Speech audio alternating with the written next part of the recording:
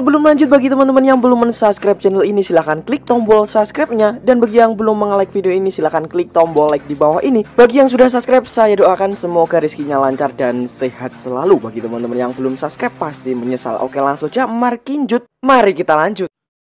Ya, pilih mana ketika Hercules dan Bapak Panglima Zilah ya adu kesaktian, terlibat gesekan.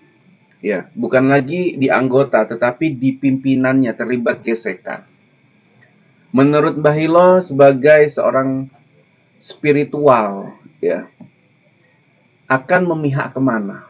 Mungkin ini berat tapi harus memberikan pandangan dan ya keperpihakan lah sebagai masyarakat gitu. Bahilo lebih pilih mana dan apa alasannya ketika memilih salah satu dari mereka ini? Ya. Panglima Zilah adalah tokoh lokal yang sudah dikenal dengan organisasi masyarakat dengan pasukan merahnya TBBR. Sementara Hercules ya adalah organisasi yang merangkak naik menjadi organisasi besar yang sangat disegani, bahkan berada di seluruh kota-kota besar di wilayah Indonesia. Datang ke tanah Kalimantan, ada pandangan yang mengatakan akan mengusik organisasi atau yang dipimpin oleh Panglima Zilah. Nah, dari pandangan Bahilo akan berpihak kemana dan apa alasannya, mengubah? Ya, saya di sini tidak ada memihak antara kedua belah pihak ya. Sebenarnya saya mendukung kedua-duanya begitu, karena mereka ini adalah pemegang wilayah kekuasaan begitu. Nah, seperti itu. Menurut Bahilo? Ya, saya tidak mendukung. Ya harus ada memihak. Ya, kan saya tadi kan udah bilang Bahilo memihak mana dan apa alasannya? Ya, selagi mereka ini aman-aman saja, ya, saya tidak memilih begitu. Tapi ketika ya pasukan, kalau kita bilang pasukan Grip ya yang dipimpin oleh Hercules masuk ke Kalimantan, membuat huru-hara. Ini seandainya ya. Nah, di situ saya tidak memihak. Di situ saya memihak adalah pendiri tokoh adat Dayak. Oh iya. Nah, karena dia dengan huru-hara seperti itu. Nah, tapi kalau mereka aman-aman saja, ya saya di sini dua-dua mendukung mereka seperti itu. Iya. Nah, karena bagaimana ya? Mereka ini adalah pemegang wilayah atau pemegang kekuasaan seperti itu. Iya. Memang apa ya? Memang sangat dekat dengan kata gesekan ya, Mbak ya. Iya. Kedua tokoh ini ya. Tapi kan alasan lain, Mbak, datangnya Grip dibawa ke Kalimantan harus dengan cara gimana, Mbak? Ya. Pendekatan, kemudian kalau misalnya adat Dayak di sana meminta persyaratan-persyaratan yang mungkin banyak, yang mungkin memberatkan pihak Grip, itu kan menjadi PR juga. Iya. Kami organisasi individual, ibaratnya yang berdiri sendiri. Ya maksud diatur sih gitu. Nah, tentunya ini kan jadi PR juga gitu. Ini negara NKRI bukan negara Dayak ibaratnya. Iya, tapi begini ya. Tapi kalau menurut saya sih sudah ya kalau memang selagi itu damai ya monggo sah-sah saja seperti itu ya, masuk ke wilayah daerah lain.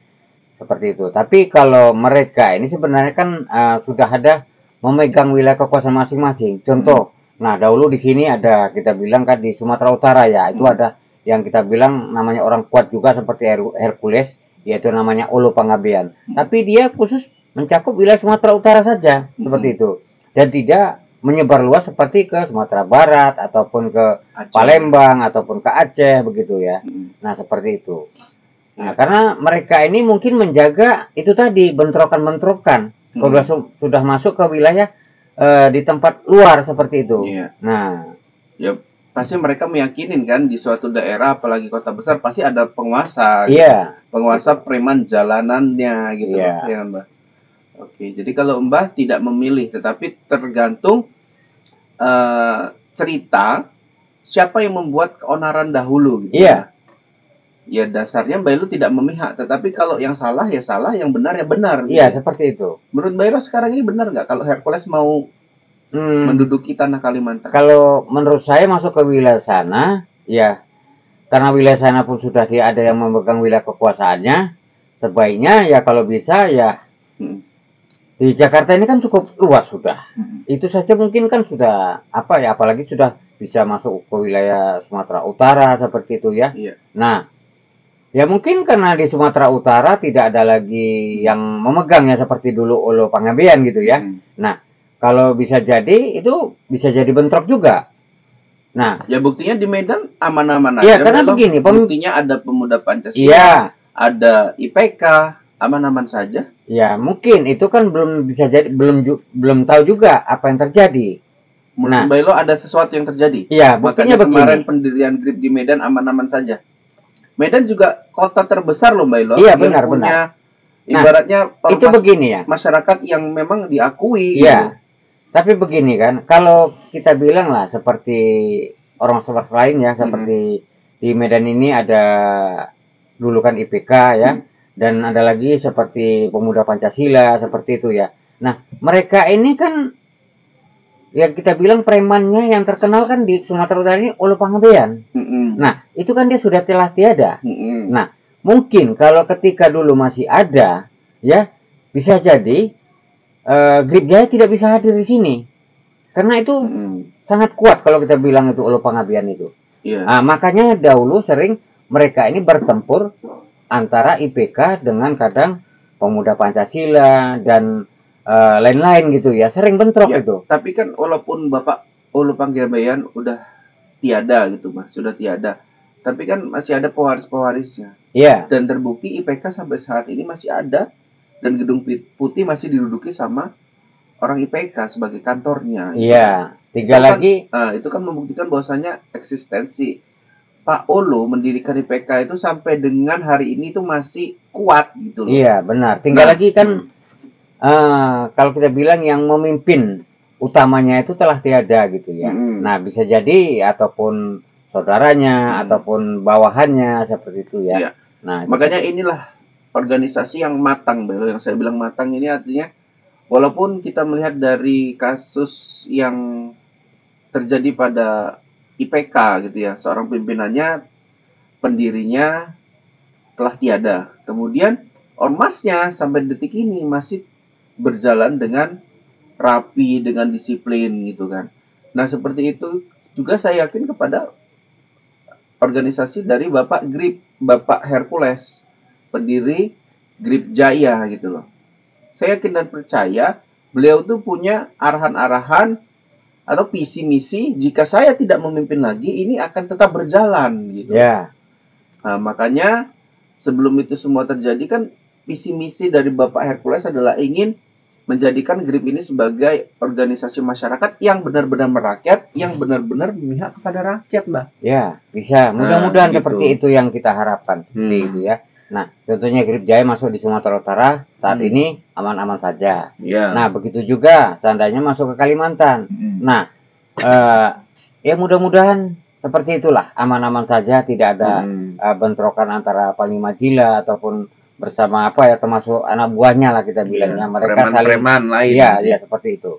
Oke. Jadi kalau dibilang ya harapan Bahilo adalah satu, tidak memihak, ya sebagai masyarakat yang netral, tapi Bahilo terus memantau nih mana yang memang memulai huru-hara dahulu gitu. Tapi Bahilo tidak bisa menilai dari anggota di lapangan, termasuk simpatisan, karena itu bukan mencerminkan pimpinannya. Kita lihat pimpinannya gitu ya, Mbak ya. Iya.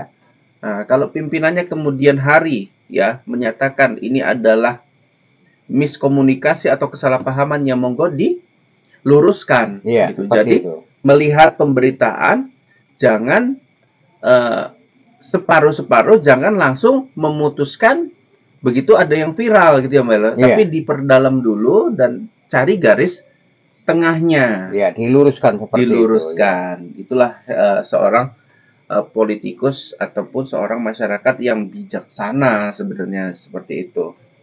Nah, kalau terkait dengan Panglima Pajaji ya kita harap ya beliau bijaksana, mudah-mudahan bisa membuka diri untuk GRIP dibangun di tanah Kalimantan, karena adanya adanya organisasi lain itu ibarat warna. Jika warnanya warna hijau aja, jika warnanya merah saja ya tidak berwarna, tidak asik. Ya, gitu kan. tidak bercampur gitu, campur baur ya gitu ya. Ya harus berwarna biar biar masyarakat pun bisa melihat ya adanya sosial yang luar biasa. Ya mungkin sampai sini dulu kita Mbak Ilo ya. Mudah-mudahan tidak ada keributan di sana sini dan tujuan kita baik ya, kita mencari jalan terbaik gitu. Sampai sini dulu, wabillahi taufiq walhidayah. Assalamualaikum warahmatullahi wabarakatuh.